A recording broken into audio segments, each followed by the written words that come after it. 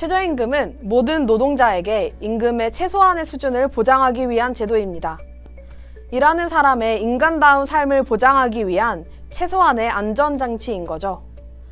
최저임금이 지난 몇 년간 비교적 큰 폭으로 올랐습니다. 최저임금이 곧 생계 유지의 전부였던 이들에게 더 나은 삶을 보장해야 한다는 노동계의 주장이 받아들여진 거죠. 그런데 최근 이 최저임금 인상의 효과를 무력화시키려는 시도가 늘어나고 있습니다. 어떤 것들이 있을까요?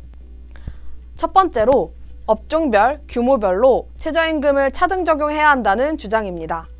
해마다 최저임금위원회 경영계가 들고 나오는 주장인데요. 최저임금법 제1장 제1조에서 볼 수 있듯이 최저임금은 노동자의 임금의 최저 수준을 보장하기 위한 보호장치입니다.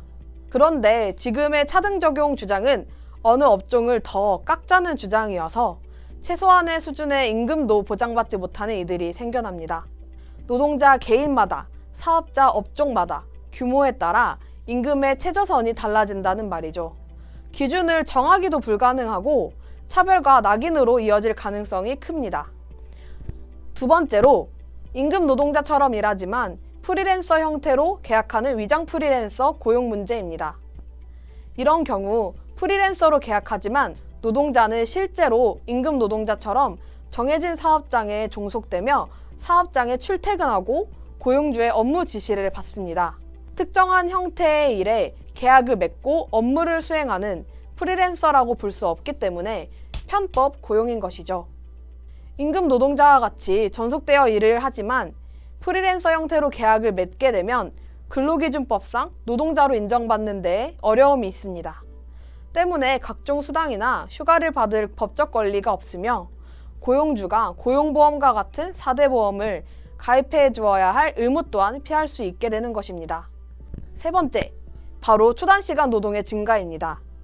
최근 주 15시간 미만 또는 60시간 미만으로 일하는 노동자에게 주휴수당 등 각종 법이 적용되지 않는다는 점을 이용한 이른바 쪼개기 고용이 늘어나고 있습니다.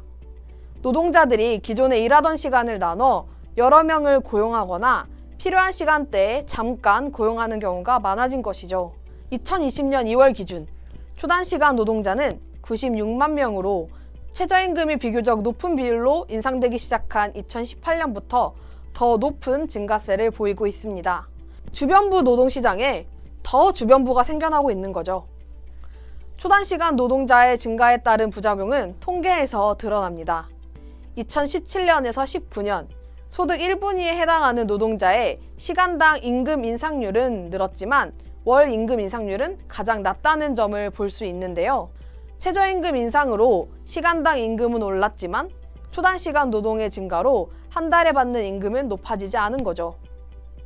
똑같이 30시간을 일해도 15시간씩 두 군데에서 일하면 노동권이 덜 보장되게 됩니다. 일하는 건 매 한 가지인데 왜 초단시간 노동자들은 다른 노동자들이 받는 권리를 보장받지 못하는 걸까요? 짧게 일하면 용돈벌이니까 덜 보장해도 된다는 걸까요? 최저임금은 동일한 최저선을 보장하기 위한 취지로 만들어졌습니다. 하지만 실제로는 16.7% 낮은 최저임금을 적용받고 있는 초단시간 노동, 빠르게 증가하고 있는 초단시간 노동자의 권리를 위한 대책이 필요한 때입니다.